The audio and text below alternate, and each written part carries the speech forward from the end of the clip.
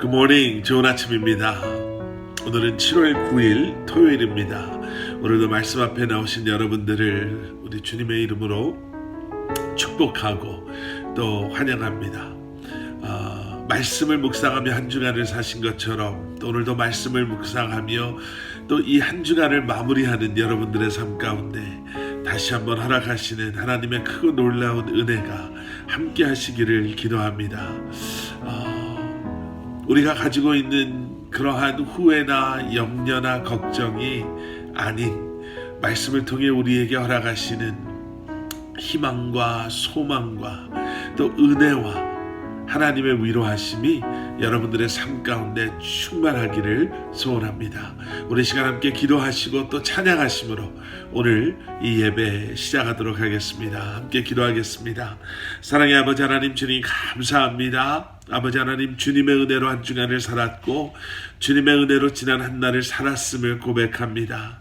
아버지 하나님, 새로운 한 날을 살아갈 때에 다시 한번 말씀을 통해 우리에게 공급해 주시는 주님의 은혜와 그 능력이, 그 평강이 사랑하는 성도님들 한 분 한 분의 삶 가운데 충만할 수 있도록 성령 하나님 이 시간 우리와 함께하여 주시옵소서.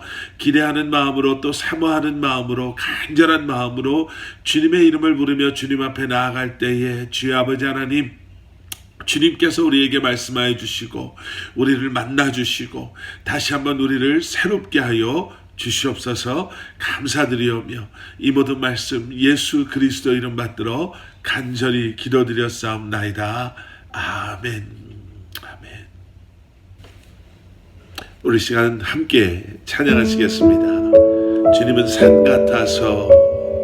우리 함께 고백하며 선포하며 우리 주님 앞에 나가도록 하겠습니다. 안개가 날 가리워, 안개가 날 가리워,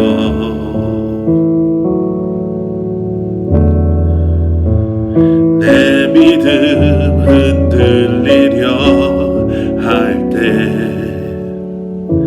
나 주님께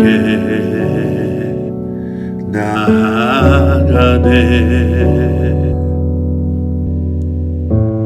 주님은 산 같아서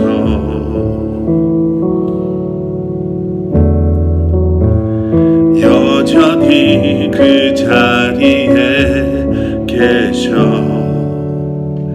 눈을 들면 보이리라 날 위한 그 사랑. 주는 나의 도움이시며 주의 계획 영원하시네. 주의 위엄 앞에 믿음으로 순종해 예배드리리. 영원히. 아멘. 아멘.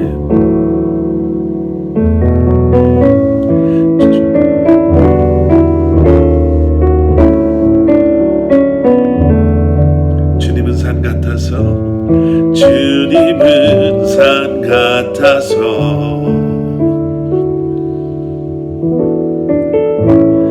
여전히 그 자리에 계셔. 눈을 들면 보이리라 날 위한 그 사랑. 주는 나의 도움이시며 주의 계획 영원하시네. 주의 위엄 앞에 믿음으로 순종해 예배드리리. 주님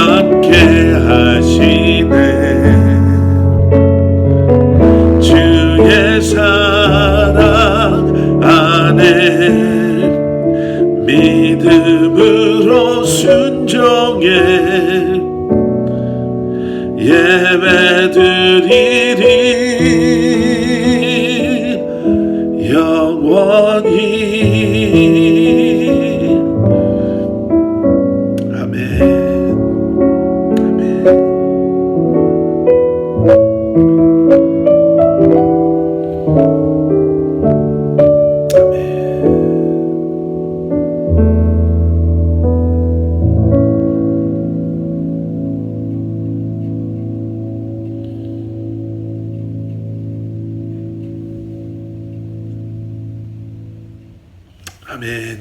아멘. 오늘 우리가 드리는 이 예배가 믿음 안에서 또 순종함으로 주님 앞에 올려드려지는 그러한 예배가 되기를 기도합니다. 오늘 우리가 함께 보실 하나님의 말씀, 우리 먼저 함께 봉독하시겠습니다. 고린도후서 1장 23절부터 2장 11절까지의 말씀. 고린도후서 1장 23절부터 2장 11절까지 말씀, 우리 먼저 함께 봉독하시겠습니다. 내가 내 목숨을 걸고 하나님을 불러 증언하시게 하노니 내가 다시 고린도에 가지 아니한 것은 너희를 아끼려 함이라.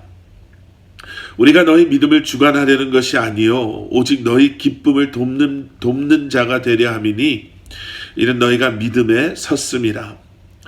내가 다시는 너희에게 근심 중에 나아가지 아니하기로 스스로 결심하였노니 내가 너희를 근심하게 한다면 내가 근심하게 한 자밖에 나를 기쁘게 할 자가 누구냐. 내가 이같이 쓴 것은 내가 갈 때에 마땅히 나를 기쁘게 할 자로부터 도리어 근심을 얻을까 염려하며 또 너희 모두에 대한 나의 기쁨이 너희 모두의 기쁨인 줄 확신함이로다. 내가 마음에 큰 눌림과 걱정이 있어 많은 눈물로 너희에게 썼노니 이는 너희로 근심하게 하려 한 것이 아니요 오직 내가 너희를 향하여 넘치는 사랑이 있음을 너희로 알게 하려 함이라. 근심하게 한 자가 있었을지라도 나를 근심하게 한 것이 아니요 어느 정도 너희 모두를 근심하게 한 것이니 어느 정도라 하면 내가 너무 지나치게 말하지 아니하려 함이라. 이러한 사람은 많은 사람에게서 벌받는 것이 마땅하도다. 그런즉 너희는 차라리 그를 용서하고 위로할 것이니 그가 너무 많은 근심에 잠길까 두려워하노라. 그러므로 너희를 권하노니 사랑을 그들에게 나타내라. 너희가 범사에 순종하는지 그 증거를 알고자 하여 내가 이것을 너희에게 썼노라. 너희가 무슨 일에든지 누구를 용서하면 나도 그리하고 내가 만일 용서한 일이 있으면 용서한 그것은 너희를 위하여 그리스도 앞에서 한 것이니 이는 우리로 사탄에게 속지 않게 하려 함이라. 우리는 그 계책을 알지 못하는 바가 아니로라. 아멘. 아멘. 우리는 지난 목요일부터지요.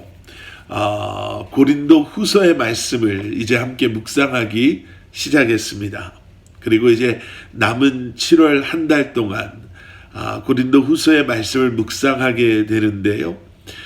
우리가 고린도 후서의 말씀을 묵상하면서 이 고린도 후서가 어떻게 쓰여졌는가, 또한 목적에 쓰여졌는가, 우리가 함께 그 배경을 우리가 함께 보는 것은 이 말씀을 이해하는 데 분명히 도움이 될 것 같아서요. 먼저 우리가 고린도 후서에 이 쓰여진 배경에 대해서 우리가 잠깐 나누고 오늘 본문 말씀을 함께 보도록 하겠습니다. AD 50년부터 AD 51년까지 약 한 2년 정도를요, 사도 바울은 그의 동역자들 실라와 디모데와 함께 고린도에서 약 1년 반 정도를 사역하게 됩니다. 거의 한 2년 정도지요. 그리고 난 후에 사도 바울은 그의 사역의 장소를 에베소로 잠시 옮기게 되고요. 그리고 나서 안디옥으로 돌아가게 됩니다. 그렇게 우리가 알고 있는 사도 바울의 두 번째 선교 여행이 마무리가 되지요. 그런데 그 후에 사도 바울이 에베소로 돌아가서 그곳에서 2년 정도 사역을 하고 있는 가운데 사도 바울에게 고린도 교회의 소식이 전해지게 됩니다. 그런데 그 소식은 고린도 교회에 문제가 있다, 문제가 생겼다라는 그러한 소식이었습니다. 그래서 그때 사도 바울이 고린도 교회에 첫 번째 편지를 보내게 됩니다. 그 첫 번째 편지가 고린도 전서는 아니고요. 고린도 전서가 쓰여지기 전에 가장 먼저 고린도 교회에 보내진 그 문제에 대한 소식을 듣고 사도 바울이 쓴 편지였습니다. 그리고 나서 그 편지를 받은 고린도 교회와 고린도 교회 성도들로부터 답장이 왔는데요. 그 답장의 내용은 아직도 그 문제가 해결되지 않았다라는 내용이었고요. 그리고 그 첫 번째 편지를 받아보고 그 편지의 내용 가운데 이해되지 않는 것에 대한 질문들이 고린도 교회 성도들로부터 그 편지에 기록되어져서 사도 바울에게 전달되어집니다. 그리고 나서 그 답장의 답장이죠. 이제 고린도 교회로부터 온 그 편지에 대한 그 답장을 사도 바울이 보내는데 바로 그 답장, 그 편지가 우리가 알고 있는 고린도 전서입니다. 그 고린도 전서, 우리가 알고 있는 고린도 전서를 보내고 난 후에 고린도 교회는 어떠했나? 우리가 지금 가지고 있는 이 고린도 전서, 이 엄청난 하나님의 말씀, 그 사도 바울의 그 편지를 받아보고 당연히 은혜를 받고 모든 문제가 해결되었겠지라고 생각하실 수도 있겠지만 현실은 그렇지 않았습니다. 여전히 문제투성이었고요. 그래서 사도 바울이 직접 고린도 교회를 방문합니다. 사도 바울 선생이 직접 고린도 교회를 방문했음에도 그 문제들은 여전히 해결되지가 않아요. 오히려 오해가 생기고 사도 바울도 어떻게 보면 상처를 좀 받게 되고 그 문제가 어떻게 보면 좀 더 꼬이는, 더 힘든 그런 상황이 생기게 됩니다. 그래서 에베소에 있었던 사도 바울 선생이 디도라는 사람을 통해서 편지를 보내는데요. 그것이 이제 눈물의 편지다라고도 알려진 사도 바울의 그 마음을 담아서 쓰게 되는 편지입니다. 그리고 그 후에 사도 바울은 마게도냐라는 곳으로 가게 되고요. 그곳에서 다시 그 디도를 통해서 고린도 교회 소식을 듣게 됩니다. 그리고 그 소식은 그 사도 바울의 눈물을 담아, 마음을 담아 써내려갔던 그 편지를 받은 고린도 교회가 이제 조금씩 변하고 있다라는 그러한 소식이었습니다. 그래서 기쁨과 감사로 이제 네 번째 편지죠. 네 번째 편지를 보내는데 이 네 번째 편지가 바로 고린도 후서. 이제 우리가 묵상하고 하고 있는 바로 고린도 후서입니다. 그러니까 여러분, 이 고린도전서, 고린도 후서가 쓰여지기 전에 사도 바울의 또 다른 편지들이 있었고, 또 그러한 상황이 어떠했고, 왜 편지를 보내게 됐고, 어떠한 심정에서, 어떠한 마음에서 이러한 편지들을 보내게 됐는가 라는 것을 조금 머리에 이렇게 좀 기억하시고 이 고린도전서, 고린도후서의 말씀을 묵상하시면 좀 더 이해가 되실 거예요. 그러니까 고린도전서의 그 내용은 말씀드린 것처럼 교회 안에 있었던 내부적인 그러한 문제들, 거짓 선생들에 관한 것들, 이런 것들이 이제 그런 것들에 대한 그 문제에 대한 사도 바울이 권면하고 또 책망하는 그러한 내용이 고린도 전서의 내용이었다면, 고린도 후서는 아까도 말씀드린 것처럼 이제 변하기 시작하는 고린도 교회 성도들을 향해 권면하고 또 위로하는, 그리고 그러한 내용 속에는 이제는 그들이 성숙함 속에 이제 우리가 그저 우리가 잘하고 있다라는 것에 만족하고 머물러 있는 것이 아니라, 이제는 우리가 그러한 성숙함 속에 남들도 돌아볼 수 있어야 하고, 그래서 이제는 예루살렘 교회를, 그 당시 기근이 심했거든요. 그래서 정말 어려운 가운데 있었던 예루살렘 교회를 우리가 좀 돕자라는 내용, 그리고 계속되어지는 거짓 사도들의 그러한 잘못된 가르침, 그러한 영향으로부터 이제는 흔들려서는 안 된다라는 그러한 내용, 어제도 목요일이었나요? 또 잠깐 나눴던 것처럼 사도 바울의 그 사도성뿐만 아니라 이제는 환난 속에서도 우리가 이 모든 것을 믿음 안에서 잘 이겨나가야 되겠다, 이겨나가자라는 그러한 말씀이 이제 고린도 후서의 내용이 되는 것이죠. 자, 그러면서 오늘 본문 말씀으로 돌아가서 사도 바울은 계속해서 그동안 있었던 오해 가운데 하나, 사도 바울이 오고자 했지만 오지 못했던 그 계획의 변경됨에 대해서 오늘 말씀 앞부분에 그 내용을 마무리 짓고 있습니다. 23절 말씀, 내가 내 목숨을 걸고 하나님을 불러 증언하게 하노니 내가 다시 고린도에 가지 아니한 것은 너희를 아끼려 함이라. 사도 바울은 이렇게 그들이 가지고 있었던 오해 아니면은 그 오해 속에 시작된 사도 바울에 대한 흔들리는 마음을 이렇게 마무리 짓고 있습니다. 내가 내 목숨을 걸고 하나님을 불러 증언하시게 하노니. 예, 영어 성경에는 이렇게 나와 있거든요. I call God as my witness. 내가 하나님을 내 증인 삼겠다. 이렇게 이야기하는 거예요. 우리가 법정에서 많이 듣는 그러한 표현이죠. I call so and so as my witness. 내가 이 사람을 내 증인으로 부르겠습니다. 그래서 그 사람이 증인석에 가서 오른손을 들고 맹세를 하고 증언을 하게 되죠. 마치 그런 것처럼 사도 바울이 하나님을 내 증인으로 부른다.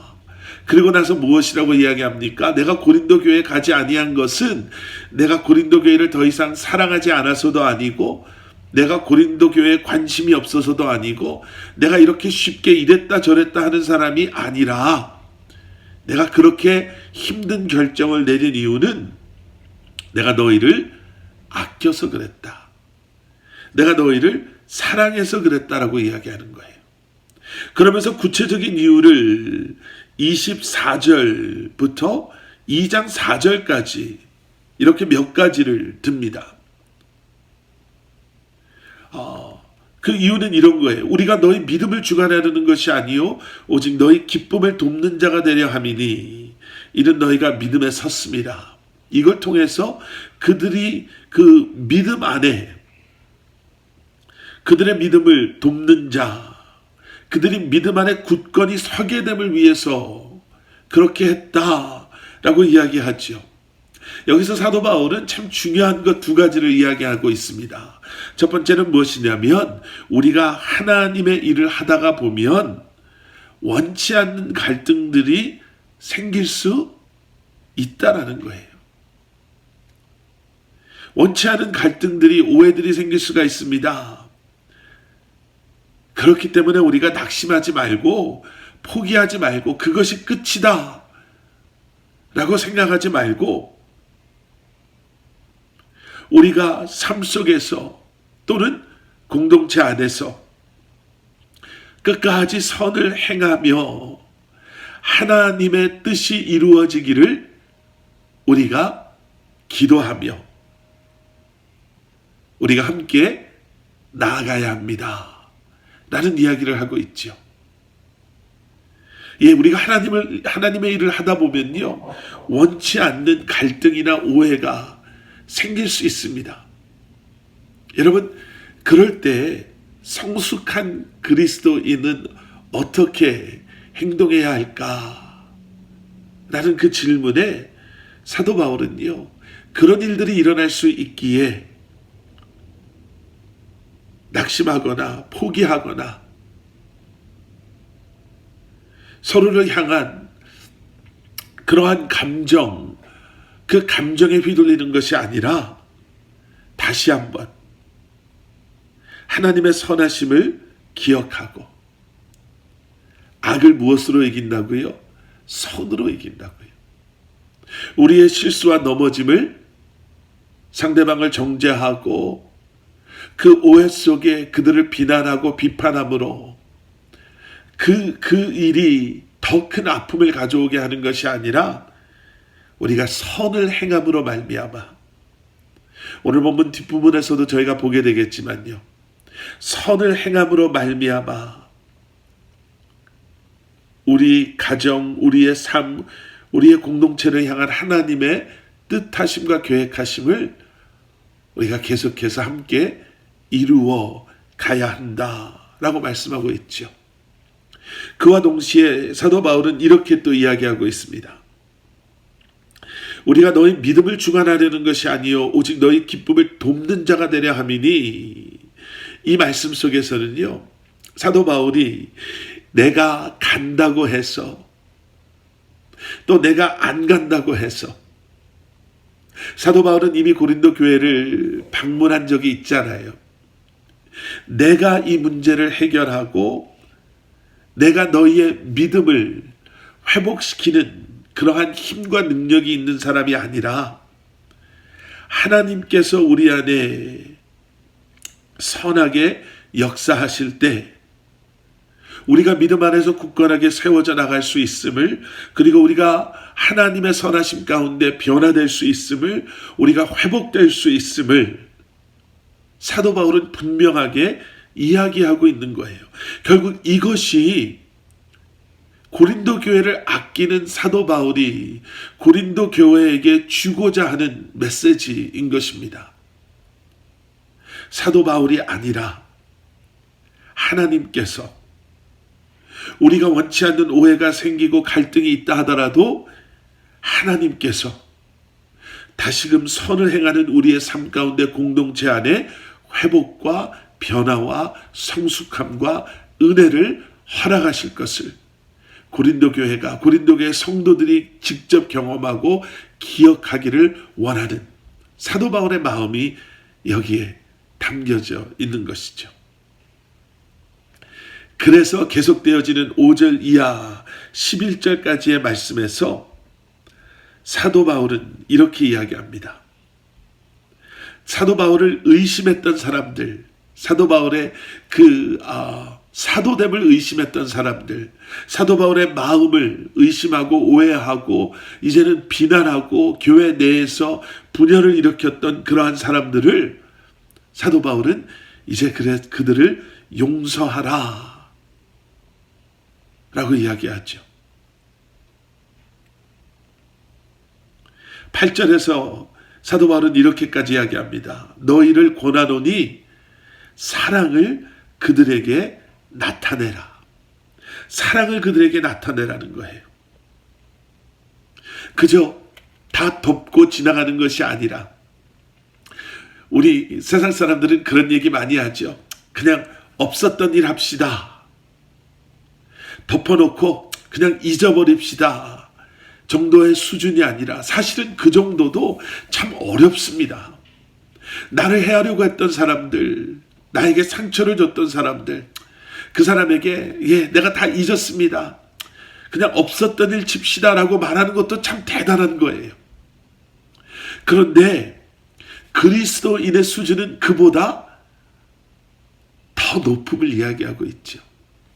그들을 용서하고 그들을 이제는 사랑으로 대하라는 거예요.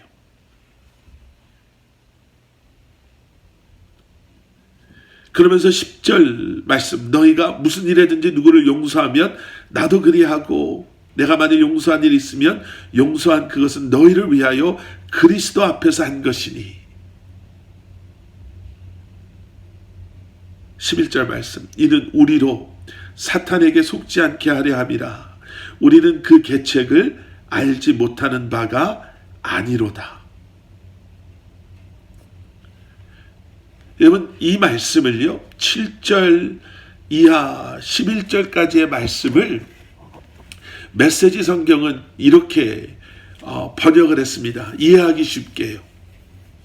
제가 그 부분을 좀 한번 읽어드리겠습니다. 여러분, 대다수가 동의하여 그 사람에게 벌을 내렸다니 그것으로 충분합니다. 이제는 그 사람을 용서하여 스스로 일어서도록 도울 때입니다. 여러분이 그 죄를 비난하기만 한다면 그는 죄의식 속에서 숨이 막혀 죽을 것입니다. 그러나 나는 사랑을 쏟아 부을 것을 권고합니다. 사탄이 더 많은 해를 끼칠 틈을 주지 않을 것입니다. 우리는 사탄의 교활한 책략을 잘 알고 있습니다. 그 사람에게 벌을 내렸다면 이제 그것으로 충분합니다.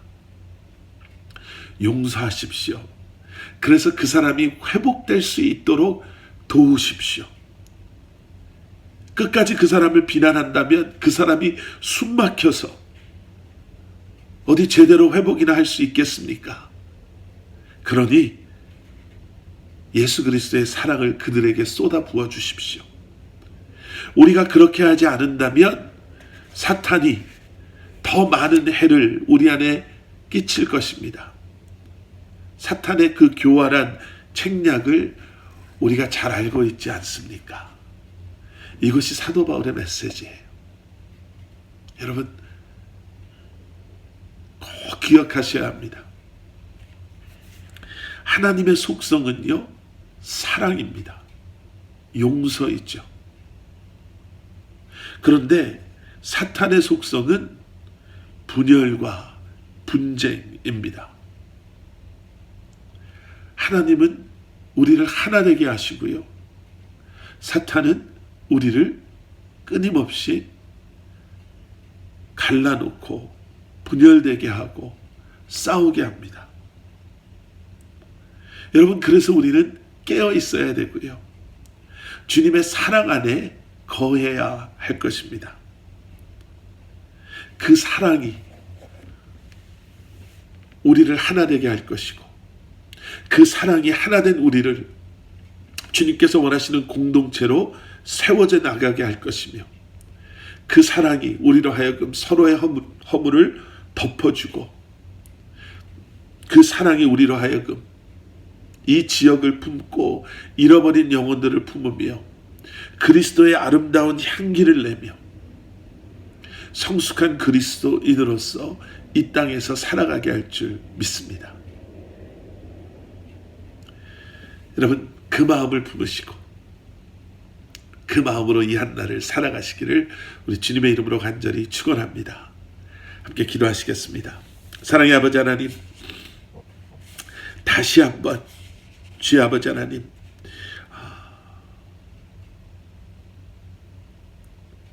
우리의 삶 가운데 선을 행함으로 말미암아 원치 않는 갈등이나 오해가 생기더라도 서로를 용서하고 사랑하며 하나된 모습으로 주님 안에 거하는 성숙한 그리스도인으로 주님께서 원하시는 공동체로 세워져 나가는 저희들 되게 하여 주시옵소서.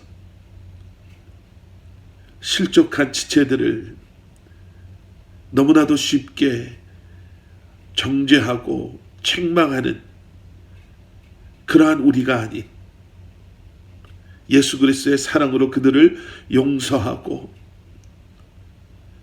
그들로 하여금 다시금 일어설 수 있도록 사랑을 쏟아붓는 그러한 저희들 되게 하여 주시고, 그러한 사랑 안에 하나 되는 공동체로 다시 한번 주님 앞에 온전히 세워져 나가는 우리 커버넌트 교회 살아가는 성도님들 한 분 한 분 되게 하여 주시옵소서.